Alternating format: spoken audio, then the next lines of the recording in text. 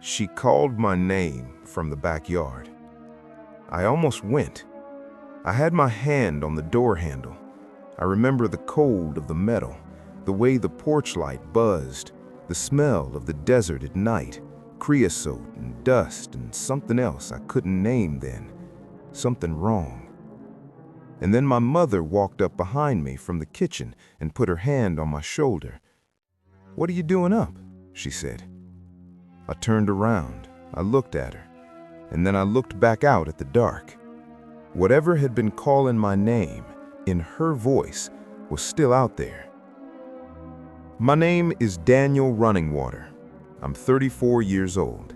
I grew up on the Navajo Nation in a small community outside of Shiprock, New Mexico. And what I'm about to tell you has never left me, not for a single day, not for a single night. This is not a campfire story. This is not a creepypasta. What I'm going to tell you tonight is a true account, documented, witnessed, and consistent with one of the oldest and most feared traditions in Navajo culture. Tonight, we talk about the Yee Naaldlooshii, the one who walks on all fours, the one the elders call the Skinwalker. Before I tell you what happened to my family, you need to understand the world that produced this creature. Because the Skinwalker isn't a monster born from imagination.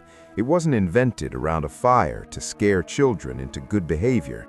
It is a belief system, ancient, specific, and treated with absolute seriousness by the people who have lived alongside it for centuries. The Navajo Nation spans roughly 27,000 square miles across Utah, Arizona, and New Mexico. It is the largest Native American territory in the United States, and at its heart, in the Four Corners region, in the Canyonlands and Mesa country, the landscape itself feels alive in a way that is difficult to describe to someone who has never stood in it at dusk. The sky turns colors you don't have names for. The mesa walls go red, then purple, then a deep bruised black. The stars come out hard and close, like they're pressing down. And the desert, which looks empty in daylight, begins to make sounds when the sun goes down. Sounds you can't always explain. The Navajo spiritual tradition is complex, layered, and largely kept private, and for good reason, as you'll understand. But at its core is a belief in balance. The balance between good and evil, between the natural and the supernatural, between the human world and what lies just beyond the edge of firelight. Disrupting that balance has consequences, and the Skinwalker is one of those consequences. In Navajo belief, a Skinwalker, Yee Naaldlooshii, begins as a human being, usually a medicine man or a healer, someone who has spent years walking the right road, learning the sacred ceremonies, earning the trust of their community, and then they choose to corrupt everything they've learned. To become a Skinwalker, a person must commit an act so profane that it severs their connection to humanity entirely. The elder who taught me, an old man named Thomas, my grandmother's brother, would never say exactly what that act was. He would only say this: they did what could not be forgiven, and in doing so, they became something that cannot be stopped the normal way. What they gain in return is the ability to transform, to shed their human skin, sometimes literally, and take the form of any animal they choose. Wolves, coyotes, owls, bears. They can run faster than a car on the open highway. They can disappear from a lit clearing without a sound. They can scale the side of a house in seconds. But the ability that makes them truly terrifying, they can replicate any sound they've heard. Any sound. A crying baby, a dog barking, a car engine, a mother's voice. In documented accounts from Navajo families across the Four Corners, accounts collected by anthropologists, by native scholars, by oral historians, One pattern repeats over and over. The Skinwalker doesn't announce itself. It doesn't charge. It doesn't knock down your door. It listens first. For weeks, sometimes months, it learns the rhythms of a household. It memorizes voices. It studies what you respond to, what you trust, what would make you step outside at night without thinking twice. And then it uses that information like a key. There are things you're not supposed to say in Navajo tradition. You are not supposed to speak a Skinwalker's name aloud at night, because doing so is said to draw their attention. You are not supposed to describe their appearance in too much detail, for the same reason. Even this, what I'm doing right now, telling you about them, is considered by many in my community to carry a kind of risk. I'm going to tell you anyway, because I think people need to understand what this is, what it really is. Not a costume, not a Halloween legend. Something that made my father take apart his rifle the night it came, because he was shaking too hard to hold it. The summer I'm going to tell you about was I was 13 years old. It was 1993. We lived in a small house off Route 64. My mother, my father, my grandmother, and me. We had a dog, a yellow lab named Sundance. We had a quarter-acre of scrub and dirt. We had a chain-link fence that backed up to open desert that ran for miles. Nothing out there for miles except rock, brush, and sky.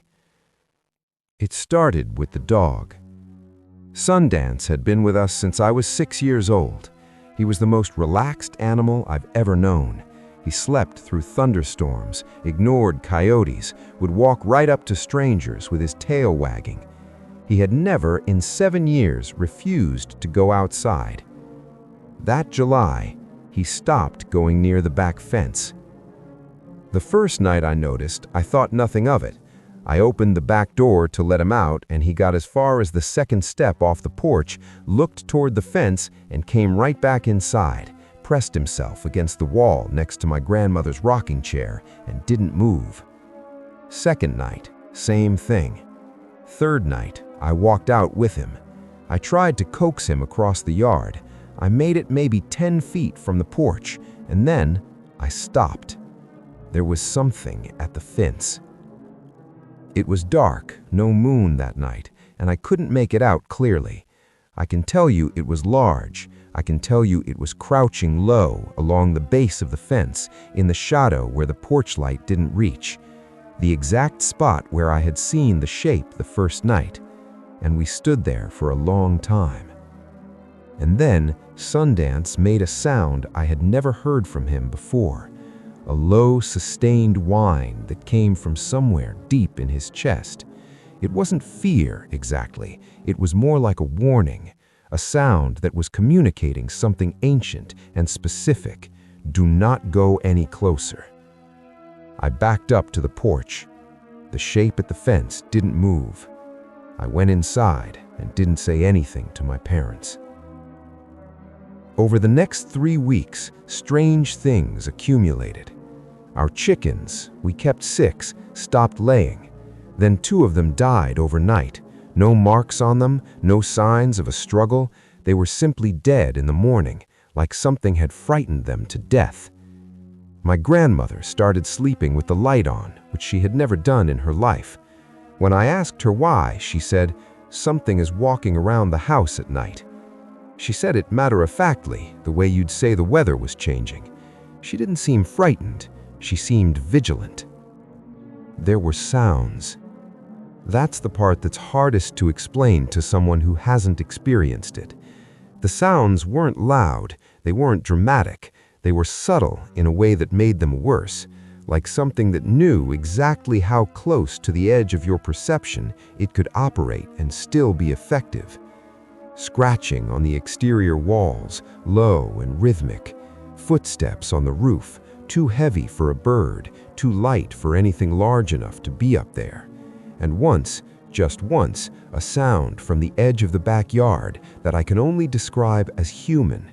A syllable, half a word, not a full word, just a fragment, in a voice that was trying to be a voice but hadn't quite got there yet.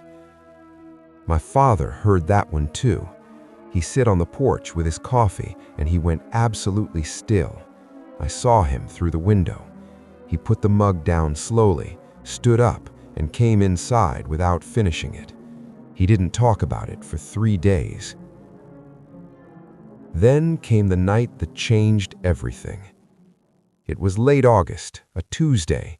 I know it was a Tuesday because school was starting that Thursday, and I'd been lying awake thinking about it.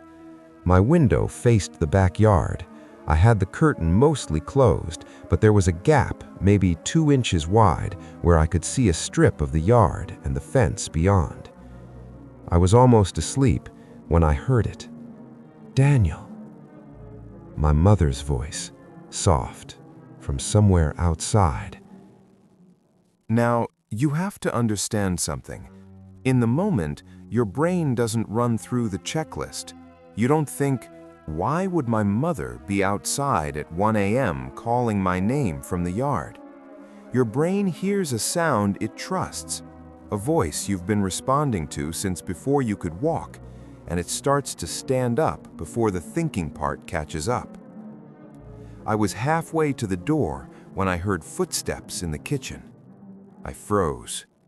The voice came again from outside. "Daniel, come here."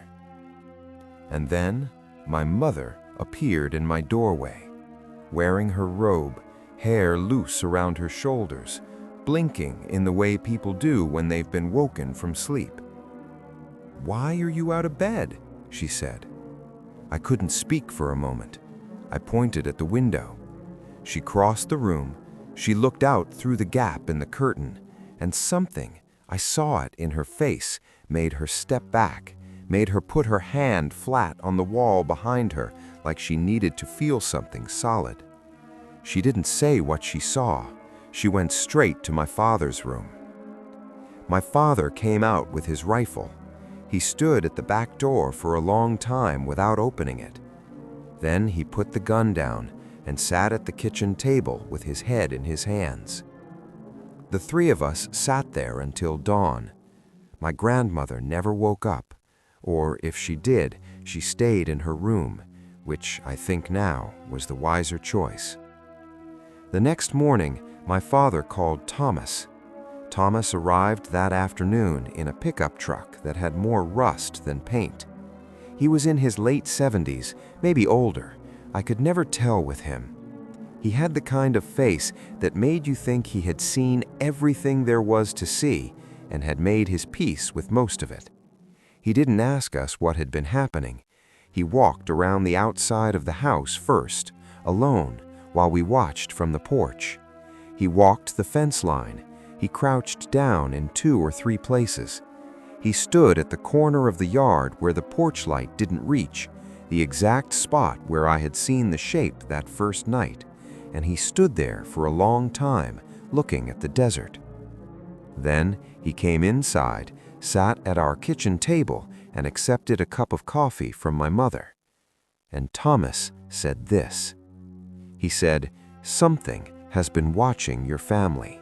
He said it had identified something, a pattern, a weakness, something it could use. He asked my mother if she had been calling my name outside in the past few weeks. She said no. He nodded like that confirmed something. Then Thomas explained something to us that I want you to understand carefully, because it's the part that most people get wrong. The skinwalker, Thomas said, is not mindless. It does not wander. It does not attack at random. It selects. The selection process, according to the tradition he carried, can take months. The creature observes a family from a distance in animal form, learning the landscape of their lives, their schedules, their sounds, their vulnerabilities. A family with a sick child, a family grieving a loss, a family where there is fear already living in the walls. Fear is a scent to them, he said. They can smell what you're afraid of. And then they begin to use what they've learned. The voice mimicry, Thomas explained, is not just a hunting tool, it is also a test. They are testing whether you will open the door, because some things, in Navajo belief, can only cross a threshold if you invite them in or if they trick you into coming out. Thomas looked at me then. He looked at me for a long time. He said, "You almost went outside." I nodded. He said, "That is why it chose your mother's voice. It had been listening long enough to know whose voice you would not question." My father asked Thomas what could be done. Thomas said there were ceremonies, medicines that could be placed on the house. He named a medicine man, a proper one, trained in the traditional way, who could come and perform them. He said we needed to stop leaving the porch light off on the back of the house because darkness was a convenience to things that moved through it. He said, never go outside alone at night to investigate a sound. Never call back to a voice you hear from outside. Never, under any circumstances, make eye contact with something at the fence line, because the belief is that they can read your intent in your eyes.